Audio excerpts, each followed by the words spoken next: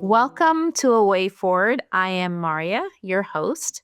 This is the show where we break out of our digital echo chambers and we uplift humanity one conversation at a time. I know that you hear me speaking about digital echo chambers all the time. And I think I started the season and the trailer for this season stating that phrase. And I'm excited today because we're actually going to be able to dig in to the nuances of what an echo chamber is or a digital echo chamber is. And we're going to dig in on the research of how these echo chambers happen in the first place. And also how we allow them as consumers to get reinforced over time. My guest today is the brilliant Dr. Eugina Leung, an assistant professor of marketing at the Freeman School of Business at Tulane University. Her research explores the influence of technology on consumer judgment. Welcome to A Way Forward, Dr. Leung. Oh, thank you so much for having Maria. I'm curious, before we dive into your research, Dr. Leung, what drew you to marketing and consumer behavior as a discipline? What drew you to this topic? For me, I'm always very curious about how people use technology. I think the psychology of technology is very interesting because technology is evolving really quickly, especially advancing very quickly, especially in the last, I would say, 2 decades or so, and it is on an ongoing process. So a lot of times, I think technology is more and more integrated into kind of like consumers' life. So for me, I'm actually very curious about how do people look for information and how do they form their beliefs. That's interesting. So, because I asked, consumer behavior, and you answered the question with you were interested in knowing how people access information, gain information, how they form their beliefs. The definition of consumer can mean so many things, right? It could be somebody using technology to shop at Amazon to find what they need to get, or it could be just consumer of information, ideas or thoughts that they have, and then what they choose to read. So last year, you and your colleague, Oleg Orminsky, at the University of Chicago, co authored a study that revealed a silent force behind our online echo chambers. Very specific, and I'm excited that we have so much alignment in this conversation. Okay, first, can you tell us about how you framed the study, the question you wanted to answer, and how you conducted it? Oh yeah, absolutely. So I think our research shows that when people are looking for information online, so whether it's on Google or ChatGPT now, and or even like new AI powered search engines that a lot of people are using. So I think a lot of times people often pick search terms that kind of reflects what they already believe, sometimes not even realizing it. And because today's like search algorithms are designed to give us have the most relevant answers for whatever term that we type. So those answers a lot of times often just reinforce what we thought about in the first place. So this makes it kind of harder for people to discover broader perspectives. So that's kind of like just a basic idea of, I would say, the research to begin with. And in terms of the methodology, so how did we conduct this study? We conducted a kind of a more large scale investigation involving 21 separate studies with nearly 10,000 participants. The reason we did that is because we wanted to look at a variety of topics, from health effects to like financial predictions to social issues, etc. And what we found is that we first showed that people stated beliefs kind of predicted the direction of the search terms that they naturally came up with. We also randomly assigned people to use specific narrow search terms on different platforms, Google, ChatGPT, etc., or even our custom built search tools, which I'm going to discuss a little bit more later. So we wanted to see how what is effective in helping people update their beliefs. Uh, so we tested a couple of different types of interventions. So we tested first interventions from the user side. And we found that like that is not very effective. So asking people to think about, like opposite viewpoints or doing follow-up searches, they are not as effective. So we thought about, hey, how about, like changing the search algorithm. So how about we do it not from the user side, but from the algorithm side? And what we did was we actually built our own search engine and AI chatbot interfaces, like using basically Google API and also like ChatGPT API. So this allowed us to control kind of like the information that people would see.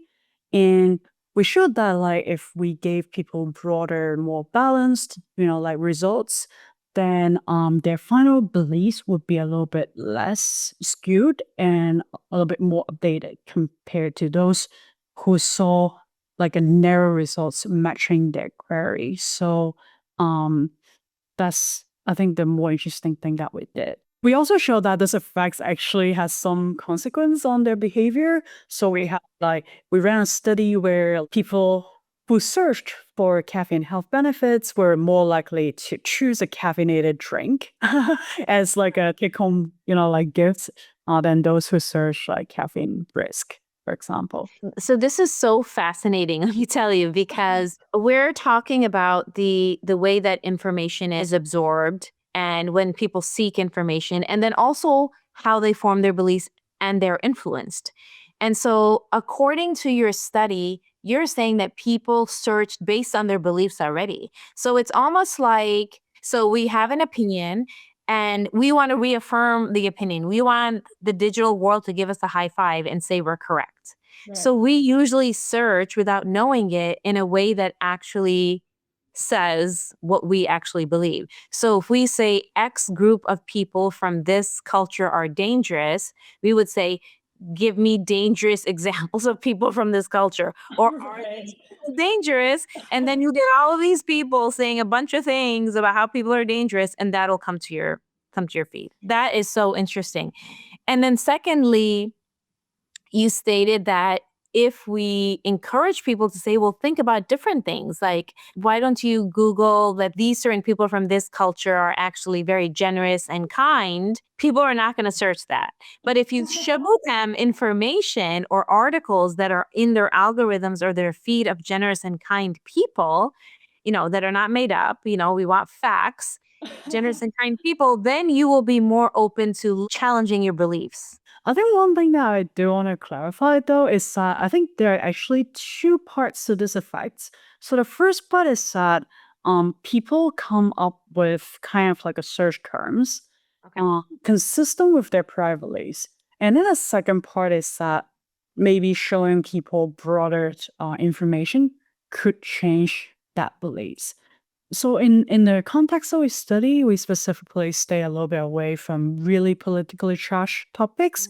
And then when I think about whether the effects will extrapolate to those topics, I often think that for the first effects, so they're the first part of the effects, where people come up with search terms that are consistent with their beliefs, I would believe that most likely it will also happen maybe even stronger potentially for politically more charged, like topics. On the other hand, whether showing people broader information could help people update their beliefs, I believe that can potentially maybe depend on the strength of beliefs that people have. So yeah, so I'm very curious. We're probably going to do some kind of follow-up studies to see if people have very strong beliefs, whether that broad information is, enough to actually help shape people's beliefs. One thing is this, the headline takeaway from your research, it seems, is that we are inspired by our own beliefs as we search for information, and that gets reaffirmed by the way we form our thoughts and articulate it through our typing. That's true. We're going to be seeing what we look for, right? We're going to be seeing what we look for. And so I guess the interesting thing here is the design of the system. So you talk about the user experience and the user behavior, but now since you were able to create like your own system where you're able to provide more broader information on their algorithm, then the question would be, why wouldn't the system always look like that? You know, what you're creating. Like, why do we have that digital experience as users of consumer of any sort? Why are we not getting broader information, you know, specifically on social issues? What is the benefit of not doing that? You know, what you are trying to create. Yeah, I like that question a lot, Maria. So this is something that we've been thinking about a lot in terms of the implications. And I think that one thing that when we were working on this project, we realized that actually there is a lot of value in providing people with a very narrow answer a lot of times. So let me give you an example. Imagine if I wanted to know, how tall Eiffel Tower is, right? Then I only want that one narrow answer. So that one narrow answer is already enough. So in providing that kind of narrow answers have their values in some circumstances. But what I think if research is very important for is there are issues that there are like different sides on the coins, right? Like essentially pros and cons, like different perspectives that valid. And I believe that in those situations, giving people like the broader like answer could be helpful for helping people to kind of explore like broader perspectives. One thing that we have been thinking about, like in terms of like practical implications, is that on Google right now, if we search, there's the Google search button, and then there's another button called "I'm feeling lucky." I'm feeling lucky actually is the opposite of what we do. So I'm feeling lucky button actually brings you to one page essentially. So like I think if I remember correctly about the track, I think it's like the first page of your search results. So it's the narrow version essentially. Like after we've been working on this research for a while, we thought, hey, it would be so cool and so helpful to people if Google provides another button called search broadly. Oh, Wow. wow. Like Yeah. because that would not be like us trying to or like people trying to impose like a choice on people. Like people can still choose to get their narrow answers if they want to, but like if they want to get broad answers, then they have the opportunity to expose themselves to broader perspectives. That is brilliant. It's beautiful. It's a great suggestion. And 100%, I will support you in advocating people to do that. 100%. Sign me up. I think what's interesting is, you know, the question of why is it designed this way and why would it not have broad information already accessible? It's helpful for people to just be guided narrowly. That's probably like it's a user experience that's easy. And I wonder though, however, if is it also psychologically more incentivizing to be told that you're correct when you first go in? And so, you know, since digital media and digital economy is based on eyeballs, you want people to stay and you want people to believe what they're looking at makes them feel safe like a big hug and that everyone's on your side in this digital world, right? So I wonder if psychologically it's nicer that you don't get broader information and the digital creators know that because they're like, if we keep telling them that they're correct, they're going to feel better about themselves and more emboldened. And so they're going to stay here on our platform and give us our eyeballs, which gives us dollar bills. I think that is partly what's going on. And sometimes I also wonder whether like the platform developers also kind of underestimate how much people would actually also appreciate the broader search, essentially. So what imagine if people search narrowly and we gave in the experiments, and then in some experiments we gave people still, like the broader answers despite them searching narrowly in some of the experimental Okay. conditions. Yeah. One thing that we were expecting to find is that maybe it will be helpful for them to update their beliefs, but perhaps it's possible that people would find the results less relevant, right? Or less useful because that's not what they search for. That's Uh-huh. actually not what we found. We actually found that people still found like the broader search results as useful and as relevant as like the narrow search that they did. So I wonder whether like the platform developers when they were designing these platforms, they also had in the back of the mind, hey, like we don't want people to find out, like their information that we're giving is irrelevant or like something. Yeah. We found that that's not actually the case. I mean, so what you're actually saying, if I understand correctly, is that this idea of it not being profitable to give a broader answer and broader explanation and multiple opinions when somebody searches is actually incorrect, because people still want to dive in. Because what's interesting is, like, we have a short attention span, we have sound bites, right? And we have like just really quick information that people want to get. Everything is fast paced because it's so convenient. So one would argue and one would assume that it's easier to be narrow based. It's easier to just lead them to what they're looking for. It's going to get annoying for them if it's broad based. But what you're saying, based on your research, that people enjoyed and stayed in that space longer when they're like, interesting. This is a broader answer to my question. Yeah, so I mean, at least in the so I cannot say that this will always generalize to all context and all topics, but at least in the ones that we kind of investigated, which I think are not especially controversial, in those particular topics, uh, we do not find like a disadvantage per se, actually giving people the broader perspectives. And the other thing I wanted to mention regarding our results, which I found pretty interesting, is we wanted to understand why people came up with the search term that they came up with. So, for example, do people want to confirm what they believe, right?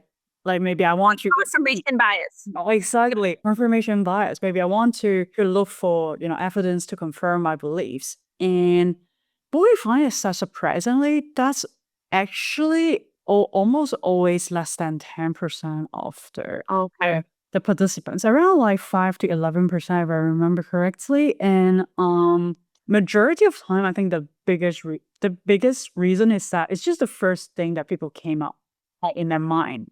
So a lot of times people are not intent. And the second reason is because they want to make a well-informed decision despite them using like a narrower search terms subconsciously. I think a lot of times people are not intentionally trying to like search narrowly. And in fact, we had a study at the end where we asked people, hey, if you're given this search broadly button, on Google, would you want to use it? Right? Like it's yes, maybe no. And like the vast majority of people said that they would either want to use it or maybe they want to use it. So actually only a very small proportion of people said that they're not interested. So it seems to be something that people kind of wanted, and I'm not sure whether platform developers are aware of this. So let me ask you, I know that you had stated controversial topics and non-controversial topics, and you separate them. Can you give an example of the search questions that you would use, and then also if you can define a controversial topic that you consider in digital media of a question that would be in that category? Right. So I would say that like in our experiments, for example, one topic that we've used in several studies is actually asking people to search for the health effects of caffeine. This is something very neutral, but despite we ask people simply to search for health effects of caffeine, we noticed that some people search like caffeine side effects, while some people search like caffeine benefits awake. So despite giving people very neutral instructions, people just still came up with different search terms, a lot of times consistent with whether they believe caffeine is helpful or harmful to them. And that's kind of like a less controversial topic, I would say. An example of a controversial topic would be, let's say, whether I should like vote for a certain presidential candidate. Sure, example. Those would be more controversial topics for sure. Okay. And so in the more controversial topics, where do you see it leaning based on your research? I would expect, and that would be my intuition at least, but people, the first part of what we study would hold true, meaning that people will come up with a search term that is consistent with the belief. And it might be even stronger in this case than what we're studying. On the other hand, providing broad information is able to kind of change people's beliefs. I'm a little bit less confident about. So this part it may or may not hold true. And then I believe that maybe even if some belief updating can happen, maybe it will not happen in a single experimental session. Maybe it has to be exposed over time. I think that is, like when I think about it, for people that are looking at social ills, such as xenophobia, racism, ethnocentrism, discrimination, false narratives, prejudice, any of these things, they're informed by the information that you consume. And so the controversial topics, and some of them may be controversial for some people, but like you said, you don't expect the behavior to change the way it would in non controversial topics. The beliefs change so quickly, but maybe long periods of time, if you're exposed to different things and different sources of information, your mind opens up. But what's interesting is that you state that the search broadly, people would still be interested in searching broadly if that was given an option based on your research. They want to know people, it's such a uplifting message. And I had a similar conversation with somebody else about this who's in tech. It's an uplifting conversation about humanity because, this whole concept of everybody's getting tunnel vision, everyone's getting dumber, has short attention span. People don't want to get it complicated. But your research shows that people enjoy nuance, people want nuance, and people want broader explanations. We're just not offering it. The digital world is not offering it the way that it can be offered. So, based on your research and based on what you've seen, and I know we started this conversation with we're trapped in our echo chambers. What recommendations do you have for a way forward in terms of breaking out of our online echo chambers?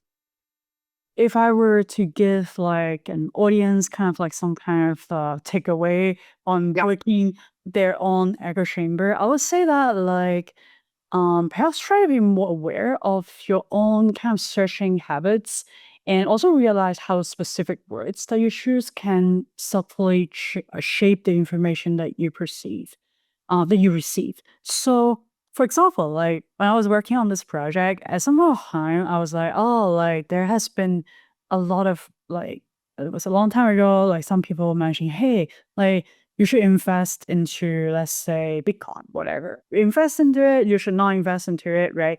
So let's just imagine that if I believe that, oh, Apple stock, like seems like a good investment option. So perhaps I should invest into it.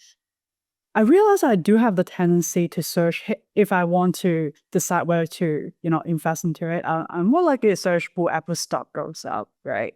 Yeah. I'll find all the information that is really favorable to why Apple stock will go up in the future. There's a new iPhone, a new release of, innovations of products. And then like, on the other hand, if I search, will Apple stock go down? I'll search, yeah, I'll get a bunch of information telling me how negative Apple stock, Yeah. could become if just because, like all these logistics issues, etc. So when I did that search, I realized, oh wow, like given these information, I would have totally made different, like choices. That Yeah. makes me realize that like our search habits is really important and always being, conscious and aware of, like how you search, I think is helpful, especially given that at the moment, I think platforms are trying to maximize relevance more than trying to maximize kind of like the breadth of information. And I think that's like the key takeaway if I have to, yeah. And I think it's something that we can take responsibility for ourselves to lead us into the right direction that's more informed. So before we close, something I didn't say in the introduction, but you've had a very global experience yourself, and I like to highlight and I like to amplify the importance of having global experiences and knowing about different cultures and different countries.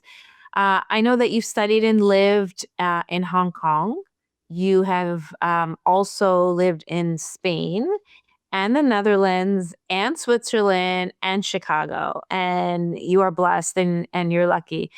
How has that experience of living in these different countries and interacting with people from different cultures, especially in the world in academia, employment, tech, research, how has that global lens informed your work of how we consume information about the world through technology?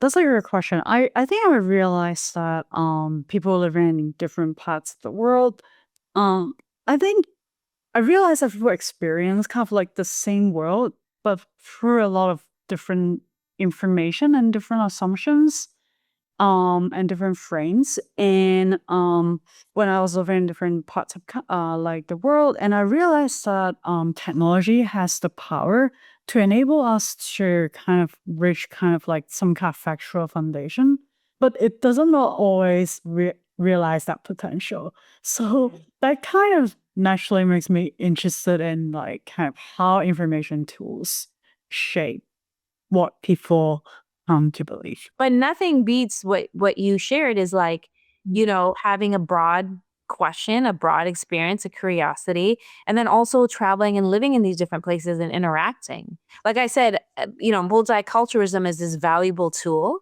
and either you can use the technology to promote and understand the beauty of it, or you can have a narrow search question that'll make you scared.